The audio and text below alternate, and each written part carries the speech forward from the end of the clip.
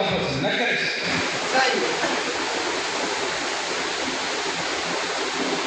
दोस्तनि चयो तहरीक लॻी जी असांखे ख़बर न आहे।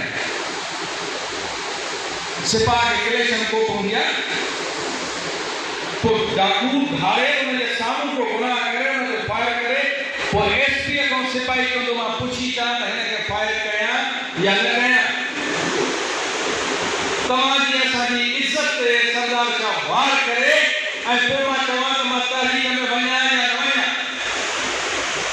तव्हांजी 24 तारीख़ ते मर्कज़ी सदर सरेआम प्रेस कॉन्फ्रेंस थो करे, जंहिंमें मक़सद सभु बयान थो करे, जंहिंमें DSR तरफ़ जेके ट्रांसफर आहिनि हिनखे कंडेम कयो थो वञे, हिनखे रिजेक्ट कयो थो वञे। 2001 खां जेको साल अपॉइंटमेंट आहिनि उनजी सर्विस खे कम करण लाइ ऐलान कयो थो वञे, उन सां गॾोगॾु सर्विस इंस्पेक्टर लाइ ऐलान कयो थो वञे, उन सां गॾोगॾु असांजा मञियल मुतालबा उन जे लाइ जेको ऐलान कयो थो वञे। सिंध जे अंदरि दर्सी किताबनि जी खोट आहे, उन जे लाइ ऐलान थो कयो वञे। सिंध जे अंदरि फर्नीचर स्कूलनि खे न आहे, उहो ऐलान थो कयो वञे।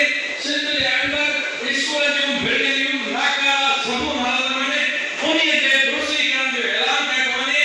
पर एजुकेशन डिपार्टमेंट जे अंदरि अॻे जेका बजट मिली आहे उन जे लाइ न्यूट्रल इदारे खां जेको इंक्वायरी करण जो ऐलान कयो थो वञे। इहा बि दोस्तनि खे ख़बर न हुजे त पेट्रोल तहरीक छोटी हलाए ऐं सम्झारो त पोइ थी सघे थो सॼो ॾींहुं जेको घर में रहे थो पोइ त घर जे मसइलनि जी ख़बर न हूंदी। त मुंहिंजा साईं 24 तारीख़ अल ऐलान प्रेस कॉन्फ्रेंस में हीउ ऐलान कयो।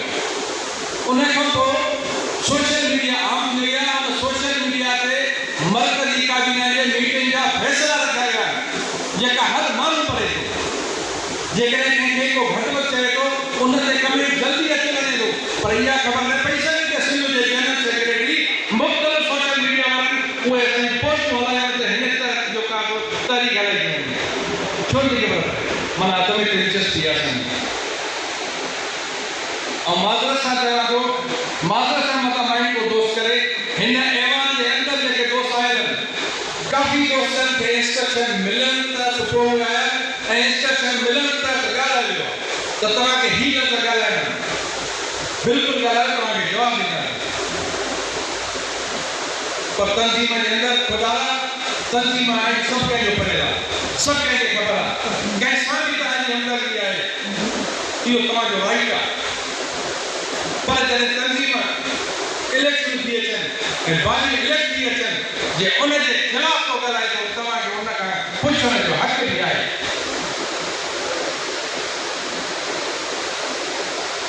चंदो अगरि चंदो तव्हांजे तालुक़नि जो कोन हो, ज़िलनि जो कोन हो, उन वक़्तु चंदो मर्कज़ जो हिसो वरितो वियो। तालुक़नि जे ज़िलनि असांखे ख़बर आहे असां पंहिंजा सिर्फ़ु जो का मर्कज़ जो हिसो ते जमा करायो ऐं जेको मर्कज़ जो राइट आहे, जेको मर्कज़ जो ख़र्च आहे। 3 सालनि जे अंदरि दोस्त मां खे चई आहे पंहिंजी अदा चंदो असां कोन था वठूं या चंदो मिले नथो, छो नथो मिले, छो नथो मिले। तव्हां अहिड़े तरीक़े सां वर्कर कमीशन कयो, जनरल बॉडी कयो, तव्हां खां उस्ताद पंहिंजे दिलि जो आवाज़ ज़रूरु तव्हांखे ॿुधाईंदा। पर जॾहिं तव्हां हुननि खे हुकुम कंदव तव्हांजे हुकुम खे लबे कोन कॾहिं तव्हां हुकुम वापसि न कंदा। पर सबबु इहो आहे हुन सां राब्तो त रखो, या तालुक़े जे आम उस्ताद सां बि मर्कज़ खे राब्तो रखिणो आहे, ज़िले जे आम उस्ताद सां बि मर्कज़ खे राब्तो रखिणो आहे। त पोइ हे बाक़ी वेठियूं हटाए छॾियूं। पीर साहब चयो न, पोइ इहो त दोस्त ॿुधाए सिंध जे अंदरि कहिड़नि दोस्तनि जनरल बॉडी कयूं तालुक़नि जी, कहिड़नि दोस्तनि ज़िलनि जी जनरल बॉडी कयूं। मख़सूस ज़िला सिंध जे अंदरि आहिनि जंहिंमें सॼे फ़र्ज़ सां चवंदो आहे हर मीटिंग में कमु आहे जेको सांगड़ ज़िलो आहे। सांगड़ ज़िले जे अंदरि उस्तादनि सां गॾोगॾु सारी उहिदेदारनि सां गॾोगॾु आम उस्तादनि खे बि ख़बर आहे त मुंहिंजे पेट्रोल जो कमु छा आहे, मुंहिंजो उहिदेदार करे छा थो, मूंखां वठे छा थो, मां ॾियां छा थो। उन्हनि खे ख़बर